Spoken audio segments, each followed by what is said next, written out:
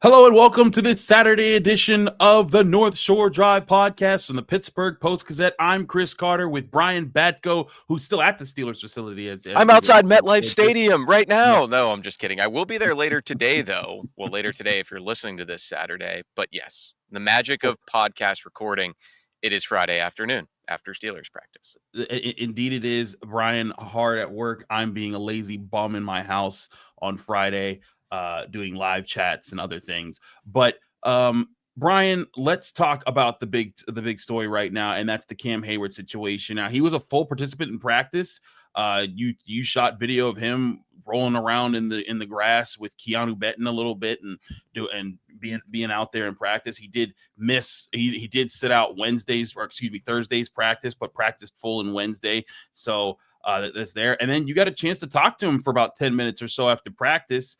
What say you about the chances that Cam Heyward might actually sit out this game against the Jets? Yeah, I mean, there's a lot to say, Chris. First of all, I mean, he did acknowledge that he hasn't been as open with the media about this as he normally would be. Friday were his first comments to us since August 11th at Latrobe, and he said the reason why is he's been working through a lot of the questions and the answers himself in his head, and wasn't really sure how to play it. I don't think he's going to skip this game, and maybe even, unfortunately, maybe by the time you hear this, something has been resolved or reported or whatever, but at least as of right now, he's still holding his finger hovering over the big red nuclear option button of maybe I wake up Sunday morning and I decide I've had an epiphany. Taking this stand means more to me than playing in this game, at least right now, for this team. I just think that's very unlikely. The only way that I feel like it could get to that point is if this dispute really has become personal. I mean, he referenced some things about how somebody told him he was damaged goods after his 2023 injury-plagued season, and that reminded me of last month when he was like, yeah, I said I'm going to be an all-pro, and people giggled. Okay, so he didn't mention Omar Connor, Art Rooney II by name when asked about them. I think this is all going to be water under the bridge eventually, but if there's any chance that it's become that kind of beef, then maybe all bets are off, but I don't think it has. I also tend to think the Steelers aren't planning to budge here either, but I guess they also could wake up Sunday morning and say, you know what, let's just do this and we'll all sing Kumbaya. That's why it continues to be a tricky and difficult situation, Chris. Indeed it is. We'll get to other players who were injured on the job with the injury report and who's out and questionable for this week. But if you're ever hurt on the job, you need to call our sponsors at Edgar Snyder and Associates, because they do workers' compensation. And when you're hurt on the job, you need to know who decides when you're better, who decides when your treatment's over, who decides when your benefits are over. It's always the insurance company's doctors. They won't be on your side. So get someone who is on your side. That's Edgar Snyder and Associates. Call them at 1-800-94-EDGAR. Their fight for the workers' compensation rights you deserve. Remember, there's never a fee unless they get money for you.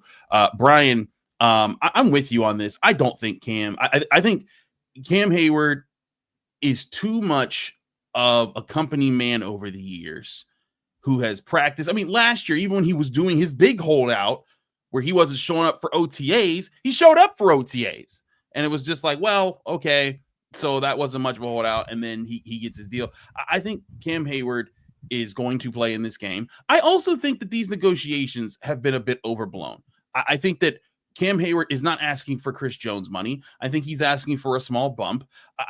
Again, when it was reported that he was holding in, we didn't even notice because he was just there all the time. Like, it wasn't like he was he wasn't pouting. He wasn't off to the side, not talking to anybody. He was working with Derek Harmon, working with Y.A. Black, the things that you expected Cam Heyward to do. I think Cam Heyward has been fully thinking, I'm going to try to see if I can get a few more dollars out of these guys, because I did get my fourth first team All-Pro last year, and I'm getting paid the 22nd highest year per rate out of defensive tackles in the NFL. I don't like that, so I'm going to try something here. But I think at the end of the day, Cam Heyward is a man who grew up in Pittsburgh. He loves Pittsburgh. He loves his family. I think they're stationed here. I don't think he's trying to uproot everything and have to play somewhere else in quick order right now. I think he wants to play for the Steelers, but he just wants a little bit more money. And the closer you get to the team getting on that plane and getting and heading to New York or New Jersey, wherever they actually play, in MetLife Stadium, the more I start thinking like, oh wow, the Steelers are actually not going to budge. But this whole process, I thought it would be a simple, hey Cam, here's a few extra bucks, like because He thought they that have too. salary cap. He told us Friday. He said, "I thought it would have been a lot easier than this." Yeah. Well, I'll ask you this then, Chris. If you think it's been overblown, then why hasn't the team just done it then? That's the thing. I thought the team would just do it because I didn't think it was that much money. I mean, they have salary cap space. It's not like because again, this whole time everyone's thinking, oh, he wants this ridiculous contract, and it's like, no, he doesn't. I think he just wants $3-4 million. Here, Cam, take this. That's still precedent breaking for them. Other than Antonio Brown, they haven't done it since AB, and I guess you could argue. Well, yeah, I mean that was pre-AB, of course, but I mean AB in 2016 was they gave him some cash advances in back-to-back years, and I think Cam's question would be, well, you did it for him, why not me? And maybe the Steelers, if you injected them with true serum, would say you're not the best player at your position, you're close, but you're not that, and you're older, and that's where they become hard conversations. 36 years old thing, yeah. I think the age is the big difference there because, I mean, Antonio Brown, if you were really being a stickler, you could argue, oh, maybe Julio Jones was better, but let's be real. Like he was the best receiver in football when they gave him that money. But at the same rate, like Cam Heyward's the second best, at worst, third best defensive tackle in football right now. Again, 4-time first team All Pro. So I think that he is in a very unique situation where it's like very rarely where you would find a guy that's paid so low relatively to every other position who is among the very best at his position, the elite of the elite at his position. And I think that's where this is a unique situation where when people say, oh, well, if they do this, they're setting precedent forever for if, Patrick Queen gets a Pro Bowl, he'll want more money next year and he won't play. And that's not what this is. This is a completely unique situation where Patrick Queen is paid relative to other linebackers of his stature. I think that that there is a very big difference from what Cam Heyward's situation is now versus what most people's situations is every year. And so that's why the Steelers could argue it's not that unique and that Chris Boswell's in that situation right now too. So they might say, well, if we're going to do it for you, why wouldn't we do it for Boswell? Though, right? Like it's kickers versus like D tackle is one of the prime positions that you got. Chris Boswell that. I mean, how much does how much what is the highest paid the most that a kicker makes in the NFL? Is it anything like? No, but I bet he would say it should be me. So no, it's not Chris Jones money. But no, I mean, yeah, that's why too. Like I asked him that Friday, did you have a chance to put incentives in this deal? And he said, nope, that's never been a thing with the Steelers except for really quarterbacks. So I also sort of wonder, Cam, often to his credit, he has his hands in a lot of different things. Obviously, it starts with what he does on the field, and he's been as good, I personally think, as good as any homegrown Steeler born in Pittsburgh ever with what he's done on the field and his accomplishments, his accolades. He's got a Hall of Fame caliber resume. I don't know if he'll make it, but he's worthy. And then he's also got everything he's done in the community, Walter Payton Man of the Year Award.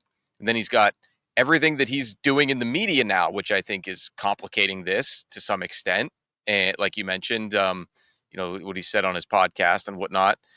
And there's also the NFL Players Association. I think he would love his legacy to include, hey, I got the Steelers to not just look at every situation as this is the way we've always done it, so this is how we're going to do it. I think he'd love part of his legacy to be they became a little bit more player friendly and changed some of the principles on incentives and negotiating in season or touching contracts more than 2 years out for non-quarterbacks. So I think there's just a lot of layers to it. Again, ultimately it boils down to I'd be shocked if he doesn't play. But again, I think if you injected Omar Khan with true serum, he'd probably say, Cam, you claim you want to win a Super Bowl, and that's like number one thing on your list, your to-do list in the NFL to cement yourself. Aaron Rodgers is our quarterback this year. Yes, we have some wiggle room under the cap, but you never know what might happen and what you might need to spend that on or what you could spend that on. This is your last real great chance to do it. Why are we worried about that right now? So and that's my thing. I guess that's why I would say maybe isn't overblown, but I know what you mean in terms of it's not like he's like, hey man, rip up this deal and make me the dude resetting the market. No, that's never been his contention. But here's my thing too, is that like on top of that, the Steelers hold the cards because they're like, okay, go ahead, sit out because if you sit out, then some fines is going to start coming into play. And then all of a sudden, then the money that you are getting, you don't even get. And I mean, just looking at the look on his face when we were asking him these questions, it was almost like, hey, if they don't do this, I have no choice but to play and be mad all season. Exactly. It's so that now you just have Yeah. angry Cam Heyward, which is what you wanted in the first place, because he's going to be beating people up. So, right. Like the Steelers, there's not a lot of pressure on them, and I think that that's the thing, is that, like, I get that his strategy was to be a good teammate on the field, but go on his podcast and say, hey, and I just think that was never the move. Honestly, I felt like if he didn't say anything on his show and this was just quieter in the background, maybe something would have been done by now. But again, that's speculation on my part. I don't know what the Steelers front office thinks of that kind of stuff, or how seriously they looked at it. And who knows? Maybe as soon as we finish recording this, they'll announce something and we'll be like, crap, well, this whole segment's wasted. But bottom line is, I do think the Steelers need Cam Heyward, but I also think Cam Heyward needs the Steelers, because he doesn't want his legacy to go out. He doesn't want to go out like Le'Veon Bell, sitting out for a whole year, and then, he's 36, so he's probably done after that, unless he signs a deal with someone else. So I think that both these parties need each other, and especially in this Week 1 matchup where the Steelers are playing the Jets, a team that has a lot of young, big, strong offensive linemen drafted very high, and they're going up against a rushing attack that has a running quarterback that they're used to in Justin Fields, a really talented back in Breece Hall, and a group that's going to try to run the ball on them. And when you got ran over last year, Cam Heyward was the one guy trying to hold it together that you still have this year. So you do want him in the fold. I want to talk about the matchups for that and get y'all ready for some football on Sunday as we continue to wait and see what's going to happen with the Cam Heyward situation. It's the North Shore Drive podcast from the Pittsburgh Post-Gazette. Chris Carter, Brian Batko. Stick with us. We'll be right back.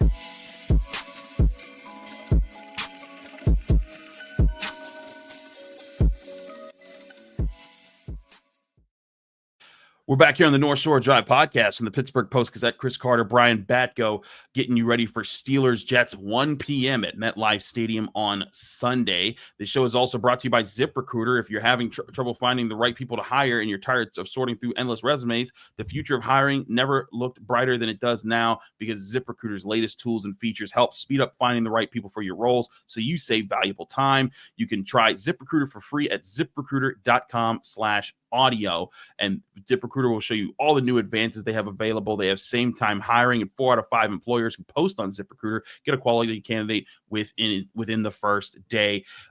If you go to ziprecruiter.com/audio right now, try it for free. That's ziprecruiter.com/audio. ZipRecruiter, the smartest way to hire. We also want to thank Savinas, Kane, and Gallucci, Pittsburgh Mesothelioma, and asbestos attorneys with over 85 years of experience. Call them now for a consultation, or visit sdklaw.com. All right, Brian, let's look at this matchup here. I started to talk about it a little bit there. FanDuel, our sponsors here as well, have the Steelers as 2.5 point favorites on the game. The over-under is set at 37.5, so not a ton of scoring, but not the lowest scoring game of all time. But still, not expecting an offensive showdown between Aaron Rodgers and Justin Fields. I feel like a lot of people are getting hung up by the obvious storyline of Aaron Rodgers plays his old team, Justin Fields plays his old team. But I think these two teams have made certain investments to try to be a similar style of team. I think the Jets have tried to be tough up front with Quinnen Williams and Will McDonald, and as well as tough up front on offense. They lost Elijah Vera-Tucker for the season, but they still have Joe Tippmann, a second-round center, Olu Fautanu, a first-round tackle, Armand Mbao, another first-round tackle who's going to get a lot of reps as a rookie against TJ Watt. I think that is where this game is going to be won, because if the Steelers are able to contain Breece Hall and they're able to stop Justin Fields from being able to make plays with his legs, it's going to eventually force the Jets to have to throw the ball down the field, and that's going to play right into the hands of where I think what the Steelers want to do, which is rush Justin Fields, keep him in the pocket, and let him throw it to Jalen Ramsey in that secondary. Yeah, but containing those guys, easier said than done. We saw Justin Fields, what he could do with his legs when he was here last year in Pittsburgh. And then I think I'm glad you mentioned him, Breece Hall. I think a sort of a more granular aspect of this game that I wanted to touch on, Chris, was I know there's a lot of speculation about what this Jets offense is going to look like. Nobody knows because it's a whole new staff. Tanner Angstrand has never even called plays before. He was Ben Johnson's pass game coordinator with the Lions previously. Now Aaron Glenn brings him over to be his OC. So I think there's assumptions made that he's going to try to do a lot of what made the Lions successful. The two-headed monster at running back of Jahmyr Gibbs and David Montgomery was arguably the best in the NFL last season. So if Breece Hall slides into that Jahmyr Gibbs role, I think they're going to try to get him on the perimeter in space and make cornerbacks tackle him. I think a key to this game could be, can Joey Porter Jr. get him on the ground? Can Darius Slay get him on the ground if he's out there? We kind of know Jalen Ramsey can do it. We were talking to Ramsey after practice on Friday, and somebody asked him about, helping defend against a running quarterback, and Justin Fields, a big, strong guy when he gets moving. And he's like, have you watched me play for 9 years? Like, basically, like, this is what I do. So that's one thing if he's doing that from the nickel spot, which I think where he's going to be. I don't think it's going to be following Garrett Wilson around or anything like that. I just don't think that's the Steelers' vision. But, yeah, if they can get Breece Hall out there, a missed tackle by a DB is the difference potentially between a 3 or 4 yard gain and a 10, 15, maybe even 20-plus yard gain. This team has to tackle well in its opener. The Steelers defense, I think, has done well mostly in openers of late. I think back to last year against the Falcons. Their show up against the Bills and the Bengals. They've had some good ones. They've had some clankers. The Niners one was pretty bad. But in general, I think that this is a good tune-up game for this defense because they're not facing what I consider to be a highly layered passing offense where, like, Brock Purdy, that guy really did rip them apart through the air. He picked at their weaknesses. But I also think that this defense doesn't have as many weaknesses to pick at in the secondary as that team did back when they played. Was that 2023? So I think that this is a chance for the defense to set a tone against what the Jets want to do on offense. And as I've been asking all week, one thing that, even though we didn't see much of it in the preseason, I think the Steelers are preparing to see it. It's the QB option, because when you got Fields and Hall, you'd be silly to not use the potential dual threat of one of them going one way and the other going the other to slow down the defense. And that's something the Steelers struggled with when the Ravens used it in the playoffs. And I've been asking, what's going to make you guys better at this? What's going to make you guys better at this? I asked Mike Tomlin this. I asked Terrell Austin this. And I asked Keanu Benton this. And the most they said that was officially an answer was, hey, we think we're better equipped personnel wise. Now, part of the answers that they hoped would be Derek Harmon, who's not playing in this game. He's the only player on the currently active roster to be out officially for the game. But at the same time, they've also talked about a lot of schematics, but that's the one thing I couldn't get nothing from Austin, Tomlin, Benton. Nobody was saying, like, hey, we're making adjustments, but we're not going to tell you what it is. So, Brian, I think that's going to be a big part of this game, is not just stuffing the run, but making sure any machinations of option runs where Fields and Hall can be dual threats to slow down the Steelers' run blitzing attempts and run fits. You got to cut that out. You can't let that be the thing that beats you, like Daniel Jones almost beat them with it last year, and then Lamar Jackson really beat them with it in the playoffs. Yeah, because that's another way to get those players out onto the edge. And, if you've got TJ Watt and Alex Highsmith crashing down, tackling the quarterback, then, you're going to have to worry about whoever he's handing the ball off to. So, yeah, and I also think, just looking at this Jets roster and the personnel they've assembled in what I think is fair to say is still a team in transition, if not outright rebuilding. I know they've still got some studs like Garrett Wilson and, Breece Hall needs to bounce back, but Quinnen Williams and Sauce Gardner on the other side of the ball, even Quincy Williams, but they're still trying to figure out what they're going to be under Aaron Glenn and Darren Moogie, the new GM. I don't think they have a ton of big play potential down the field in the passing game. Wilson obviously is an asterisk to that, but like you said, I'm not as concerned about Justin Fields dicing them up from the pocket that way and picking them apart. But yes, I think those big plays could certainly come on the ground. And if I'm the Jets offensive staff, I'm looking at how the Ravens took advantage of the Steelers defense last year. And of course, you're anticipating the counter punches from them as well. Another kind of minor note here, but something that I think we're going to do often now on these Saturday shows as we've restructured the North Shore Drive schedule, is, the injury updates. Nick Herbig officially listed as questionable. And, it's not like he's a starter, but he plays a lot of snaps as that number 3 outside linebacker. And I'm getting the vibe that as a guy with a soft tissue injury who was limited all week, not logging that full practice, I feel like they might be safe with him and keep him out until week 2 against the Seahawks. That could thrust Jack Sawyer into a bigger role as a rookie. So just something to keep an eye on. And of course, they could always elevate DeMarvin Leal to the active roster from the practice squad for this week as well. But just another thing to watch in this one, Chris. I think so. Yeah, definitely there. Thank you for bringing back the injury report because that is something to note there. But the Steelers healthy otherwise outside of Herbig. Also, apparently Skylar Thompson has. Yeah, Skylar Thompson. I mean, that doesn't really matter for a game-to-game basis, but again, Will soft Howard. tissues. So I was gonna say, Will Howard and Will Howard fans are bursting through the door like the Kool-Aid Man when they saw Skylar Thompson. Oh yeah. Of course, no one's wishing injury on anybody, but if Skylar Thompson tweaked a hammy, and those things can be finicky, and Will Howard is actually probably trending up into the right direction of being healthy. Right.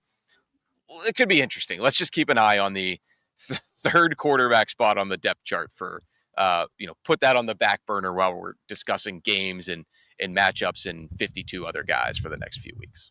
Another thing to take into account with this matchup is how the Jets match up with the Steelers pass catchers. And I say pass catchers because tight ends are very much involved in this. Now, Sauce Gardner has a pretty good record of going up against DK Metcalf.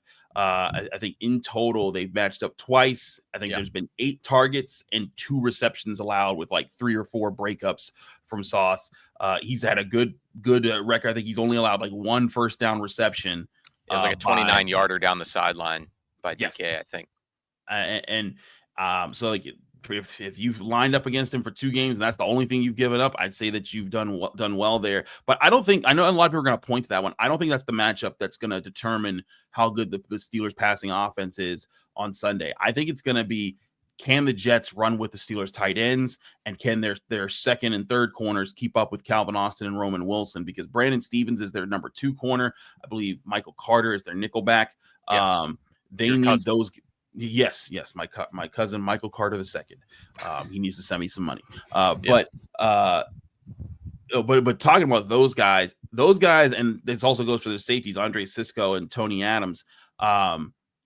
Those guys are going to be tasked with keeping up with those guys. And I don't know if that is a strength for this Jets team. I think if Aaron Rodgers has a good game, A, the offensive line has held up and kept Quinnen Williams and Will McDonald and Jermaine Johnson from wrecking the game. But B, the Aaron Rodgers was able to figure out, okay, these are my mismatches and I'm taking them in this game. And I don't think Aaron Rodgers does this for a big clip, but I do think there's going to need to be several, at least like 6 or 7 moments where you're like, oh snap, those Aaron Rodgers is finding his guys in big for some big plays in this game.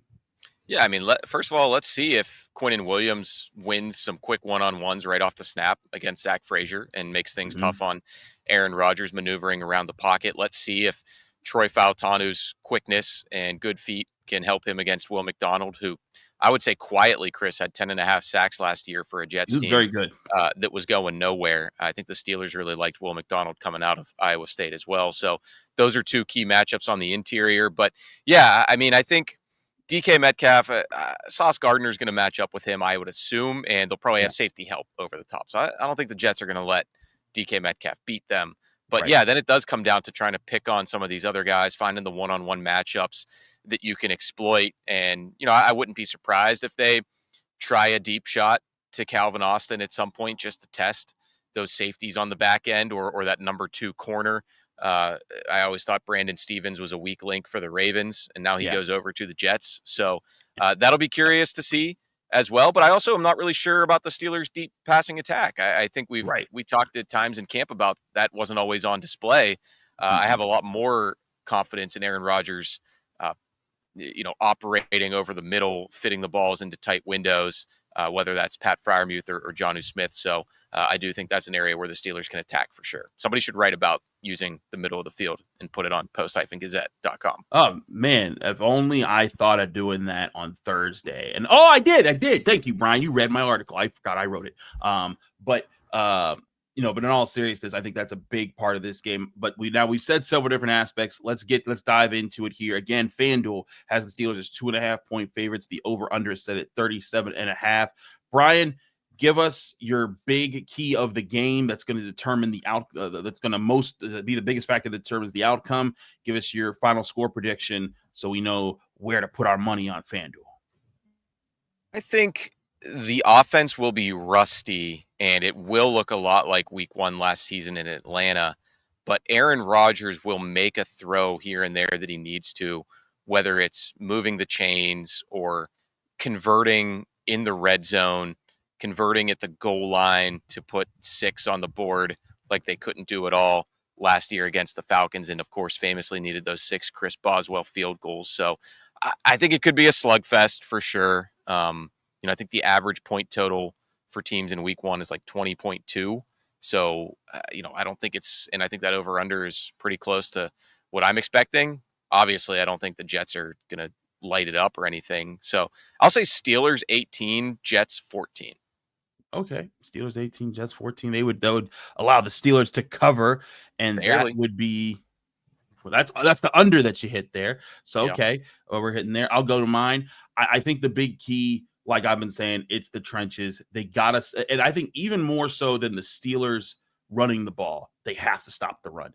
You take away Breece Hall, you take away Justin Fields' ability to win with his legs, because he's going to use his legs. But if he can't win with his legs, if he can't generate first downs, if he can't score with those plays, and if it doesn't set up anybody else, it forces this team into a pocket passing team. And I don't think that's who the Jets want to be when Justin Fields is on the field. So if they do that, I think that they have a good chance at winning. I also think that the offense gets a couple touchdowns, but then stalls a lot around like just outside the red zone, and Chris Boswell gets to show why he should be holding out and getting more money. I think the Steelers win this one 26-13. I think they get what's that? 4 field goals? Yeah, 4 field goals in this one and 2 touchdowns. The defense allows 1 touchdown and a couple field goals to the Jets, and they find a way to win this one. So there we have it. Both of us picking the Steelers to start the season 1-0 against the Jets. Yeah, they should. If they don't, the sky's going to be falling in Pittsburgh. There's going to be a lot of bad talk on Monday. Yeah, and more about one game. I never say week 1's a must win, but if they don't, it would just mean that the game went in a way that you're going to very much be questioning the viability of this Steelers team the rest of the way when they play some, at least on paper, what we think are better opponents. Absolutely. Brian Batko will be on hand for this game with Ray Fittipaldo and Jerry Dulac. I'll be back in Pittsburgh. We'll be doing all our live streams. We have plenty of pregame content. Get all of that with the Pittsburgh Post-Gazette by subscribing at post-gazette.com. Thanks again for tuning into the North Shore Drive podcast. I'm your host, Chris Carter, here with Brian Batko. We're your Steelers writers. Remember, you can find us on your favorite podcasting apps and on YouTube. Like this video if you enjoyed. Subscribe to this channel to get all of the daily content that comes from all of our sports writers here at the Pittsburgh Post-Gazette. We will have our post-game show getting you all the feedback from what's seen on the ground in New Jersey, because that's where they actually play, where when these two teams stay on. Keep it here with the Pittsburgh Post-Gazette and the North Shore Drive podcast. Thank you for tuning in to another episode of the North Shore Drive podcast from the Pittsburgh Post-Gazette. If you watch this video on YouTube, please like the video and subscribe to our channel. For all the sports coverage from the Post-Gazette that we have to offer, visit post-gazette.com.